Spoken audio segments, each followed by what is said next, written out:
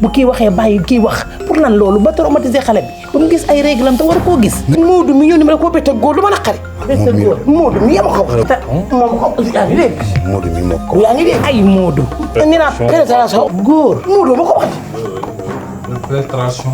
waaw ay Moodu yow pénétration xale buy jàng Ecofam war nga koo xam. xale buy jàng Ecofam dinañ ko xam ndax ñoom won la ak wax la lan ak lan ngay def ba mu gën a moytu góor. dañ la koy jàngal pour nga xam carrément li ngay def. yow nga ñëw ci kër gi di wàcce kër gi yow xam nga ni jëw nga Mor Thiam de. jëw nga ko de. gis nga bu def woon émission ba nekk ci kër gi di nga bu boobaa di nga rëccu bu baax la doon duggee ci biir. yow kay Fatma Thiam jaroon koy sonn yow Moodu mi koo xool xam ne état bi mu nekk li muy wax tayu ko bés bu tekki woon benn bërëtal lu mu la wax nga dégg ko dara sonal lu ko lu du bërëtalam bi bu tekki woon benn bërëtal léegi wax loo mën a dégg bërëtalam yi ko sonal mu del wax dëgg te nga wax loolu yow yaa fi indi problème bi yëpp ñu ngi jégalu bu baax.